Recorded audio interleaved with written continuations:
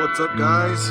This is Nate, One Man's Odyssey, doing another day hike here in northern New Mexico. Today, I'm hoping to knock off one of the two remaining publicly accessible 12,000 foot peak day hikes I have left in New Mexico. And that peak is Vallecito Mountain.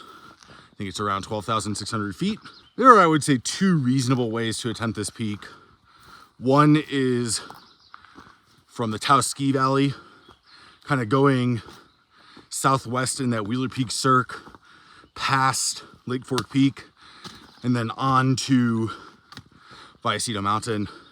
Probably looking at about a 12-mile day with around 4,000 feet of elevation gain and loss, maybe less if you skip Lake Fork entirely.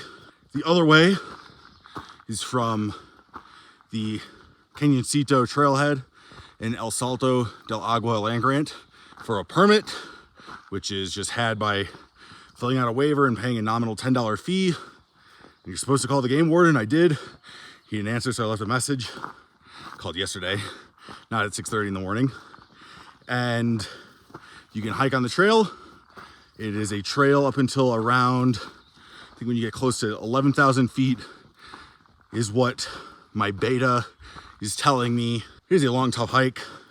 We're looking at, if we only do Vallecito Mountain, probably about 4,500 feet of elevation gain, and probably like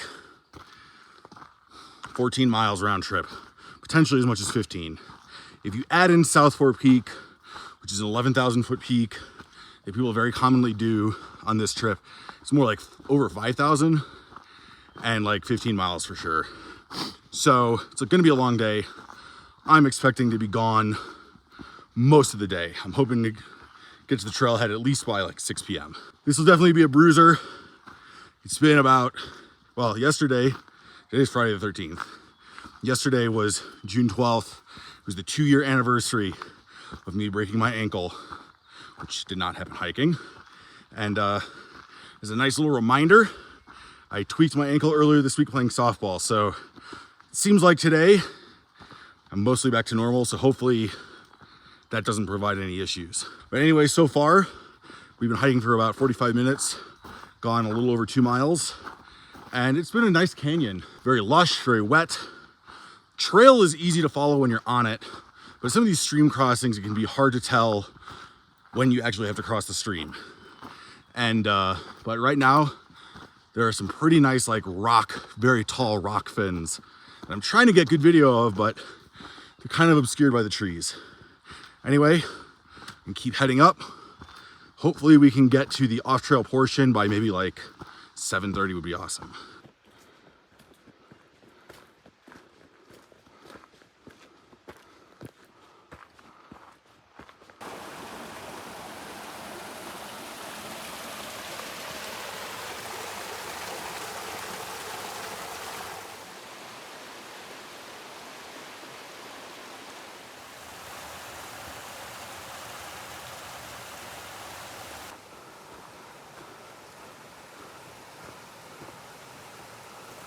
All right, so to this nice little chair structure, taking a short break. I'm in it for the long haul today, so I'm trying to be kind to my body.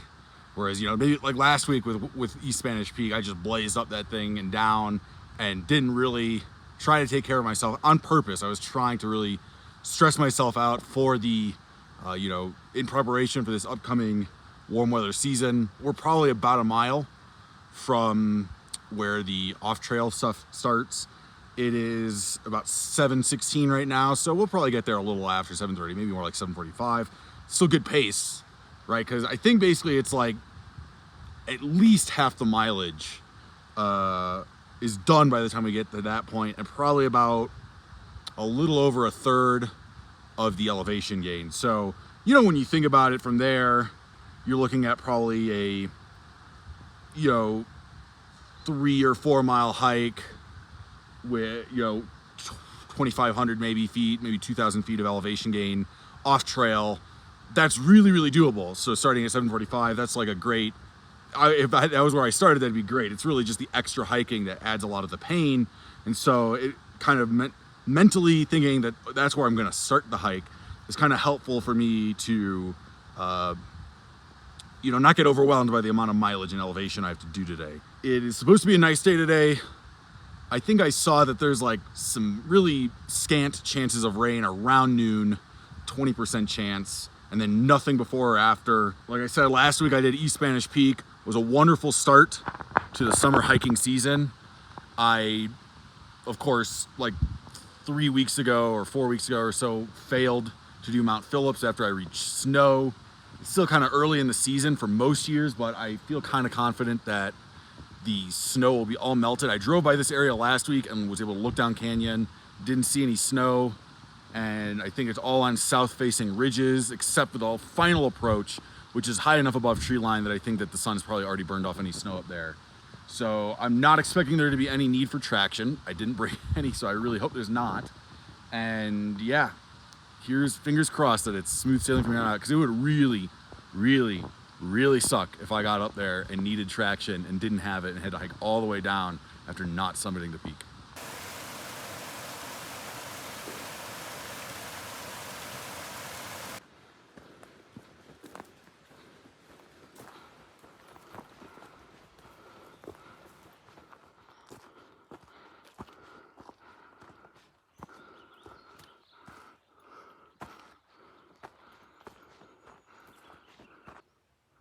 All right, we reached this big cairn, and the trail kind of goes there behind that tree.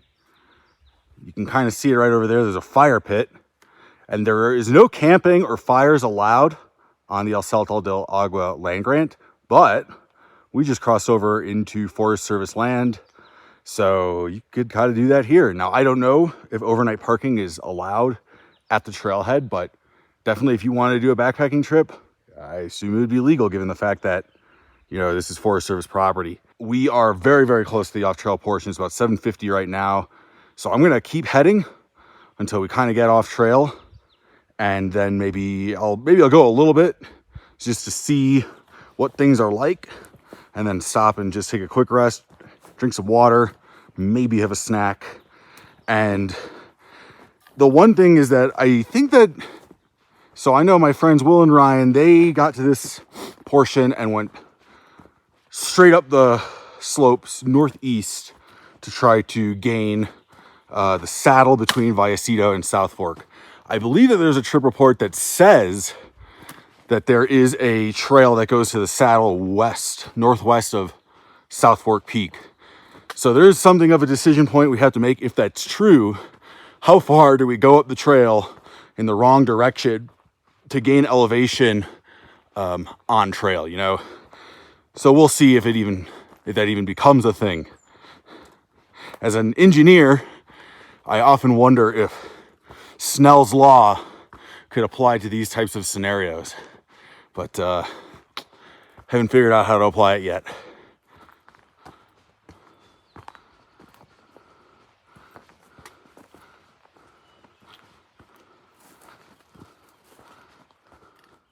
We're past where my friends went off trail, and there's still cairns, still a pretty decent use path. So I'm gonna stay on the thing that looks most like a trail for as long as possible. Gaining elevation off trail sucks, especially if there's deadfall. Even if I'm maybe peeling back away from the peak a little bit, I think it's okay. And you know, the other thing I was thinking about was when you go off trail, it may seem like a more direct route, but in reality, you know, you're trying to avoid, you know, brush, deadfall, tough terrain. And so while you may think you're taking a more direct path, it may often end up being just as long. In fact, Ryan and Will's track was longer than this other track I was looking at. Now, I'm not trying to hate on Ryan and Will's track and their route. I'm just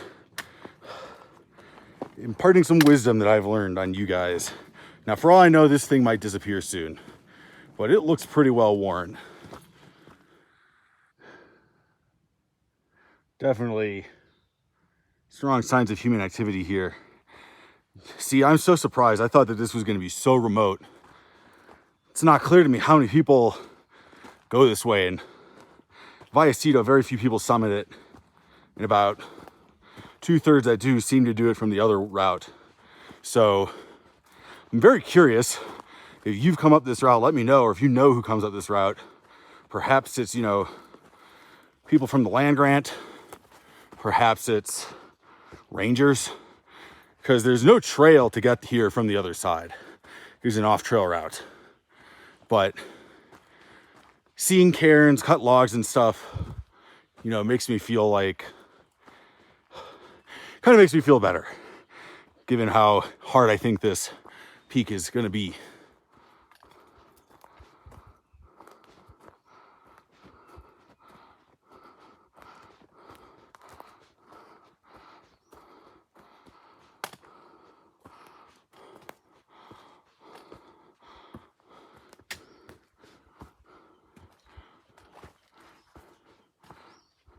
All right, sweet, we're off trail. That was great. I mean, that saved me, brought me a little bit far away from the peak, a little bit further away, but it saved me probably, well, at least 600 feet of elevation gain off trail. Now, what I'm looking up right now is what is our off trail distance to the saddle between South Fork and the ridge that eventually leads to Vallecito. And looks like we got about a little over 300 feet vertical feet to gain and about half a mile. So I think that that was a great move that saved us a lot of elevation, I think, a lot of trouble. You know, the other thing too is like being higher up, being more like 11,200, the tree coverage is a lot less up here. So I'm optimistic that the deadfall issues will be worse. Now I said half a mile to the saddle. If I had to estimate how far to Vallecito, crow's flight, it's about 1.65 miles. And it's not quite a straight shot, but it's pretty close. So I'm going to guess like we're about 2 miles away right now. So when we get to the saddle, I think we'll be about 1.5 miles away from Vallecito. And a lot of that is going to be above tree line. So that's when we're going to start really watching the weather. Although, like I said, fingers crossed, prayers. I really hope it's not going to, the weather's not going to ruin things. Yeah, so far, I'm feeling so happy that that path kept going, because I do feel like that was very, very beneficial. I think that that will help us out a lot, because while we do have to go off trail from here to the saddle, it's not far beyond the saddle that you get above tree line. And once we're above tree line, you know, it's not really bushwhacking at that point. It's more of just overland walking. So, you know, I'm not going to say it's on trail, because like obviously there's going to be rocks and it's not going to be totally steady. And I do think as we get closer to Vallecito, there's a little bit of like a light class 2 scramble with hopefully no exposure. But yeah, I'm just feeling great that that worked out. Wow. Look at this. That looks like a trail to me. Oh yeah. And this does not just look like a game trail. This looks like a legit trail, like a use trail. And none of the tracks I have use this trail. So where are these trails coming from? What is the deal with this? But I'm gonna follow this for as long as I can. This looks good. That's the same kind of blaze I was seeing further down. This is just wild. This is like, you guys don't know how happy this makes me. This is like, I don't know. This is like finding out you won the lottery. It's like all the sucky parts of this trip are being ameliorated by these surprise trails. This is so cool. I did get off that game trail or use trail, whatever it was, a little while back, because it did seem like it was starting to go downhill and pull away from the saddle. But this has been very easy off-trail hiking, so really wasn't that big of a deal. We are almost at the saddle. You can see daylight peeking out over there, and we're making really good time. Goodness gracious, my friends. God is good. Beautiful view of the cirque north of Vallecito Mountain. This is the way we're going. You can see a cairn up there. That is not Vallecito Mountain, that is a sub peak. But seeing the snow amounts, that's Lake Fork Peak right there. Seeing those snow amounts has me feeling good that I will not regret not bringing traction. Beautiful morning, no clouds yet. Thank God. Let's keep on marching up. Let's get above tree line for good, guys. So yeah, we're headed this way, and then behind that.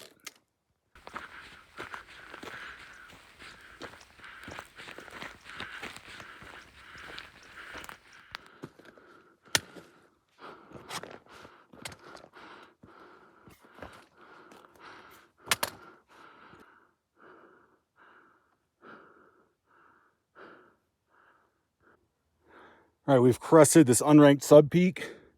We can see Vallecito.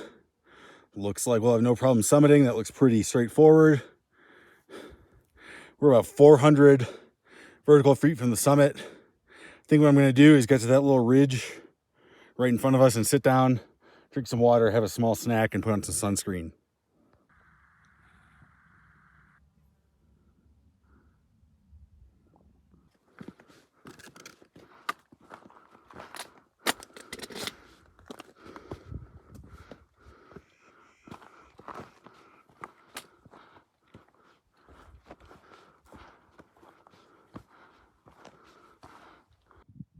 All right, stop to eat my snack.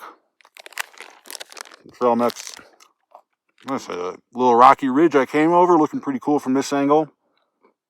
Got San Antonio Mountain back there. We got like Flag Mountain right there, Gold Hill here in the foreground. Then back there's the La Tiers, Big Costillas, Culebra Peak, and I'm doing this because there's where I was last week, East Spanish Peak.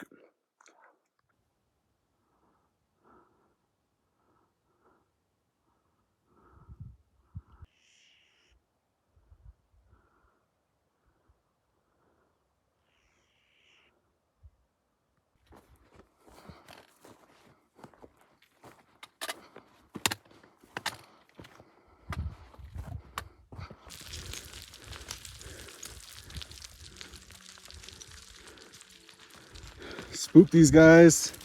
I had no idea they were here.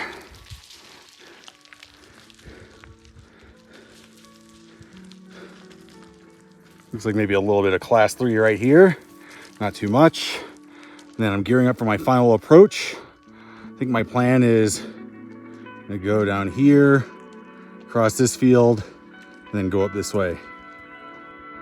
There's our goal. We're about 500 horizontal feet, a little under 300 vertical feet from the summit. See, it's gonna be probably about a class 2 scramble the rest of the way. Not gonna lie, I'm feeling pretty worn out. I'm glad that this is the last work I have to do to get to the summit. Having some other minor but painful health issues that should go away, but right now they're bugging me. So it's kind of made the last half hour not very fun. Oh boy, we're here. Vallecito Mountain. Oh yeah.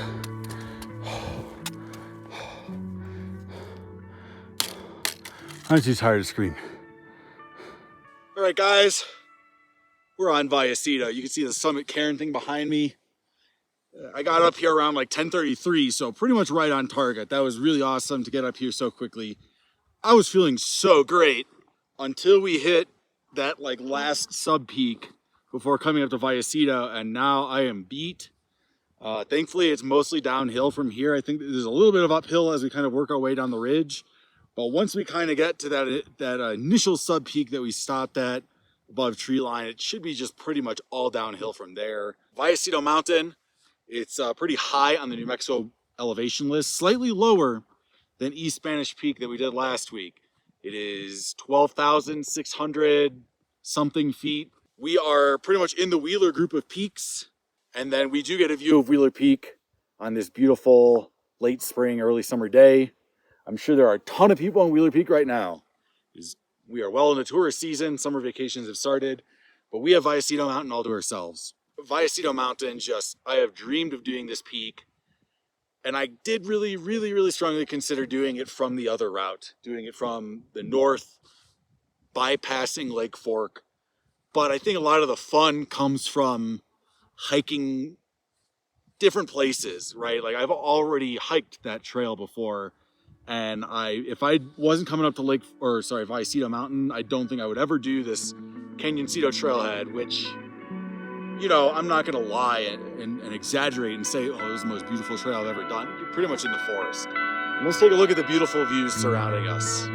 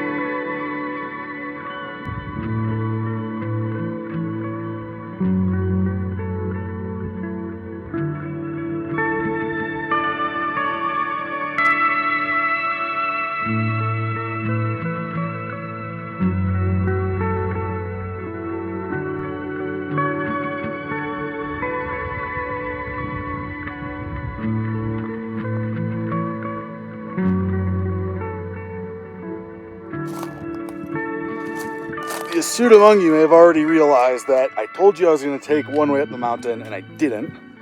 Actually went the steeper scramble route, and I don't know, I don't really want to go down that, so I'm going to go down the less steep scramble. Maybe not even a scramble. And we made it back. So the route we went up was pretty much straight up this guy. Route we came down was kind of behind that slope, and then we sort of switched back around that snowfield and came this way. Definitely, I would not call the route we took back a scramble, but I think the route we took out was definitely a class 2 scramble with no exposure. So now we begin our ridge walk, and then once we get below tree line, it's basically home free. Thank you guys for joining me. I'm feeling a lot better now that I am not climbing actively, and so this was just a wonderful climb in a very remote part of, I think we're in the Wheeler Peak Wilderness.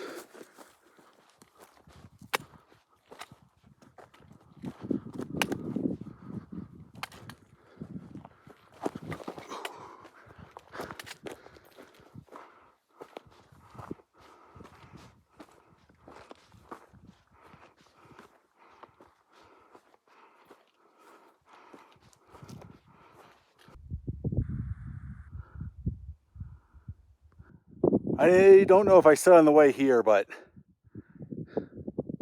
there's a potential for some class 2, class 3 scrambling and some very mild exposure if you just go straight up the ridge. That was what I did on the way back. But I think on the way there, I just went down below that block and it was fine. You can choose, so it's really not, there's basically no exposure if you don't want there to be.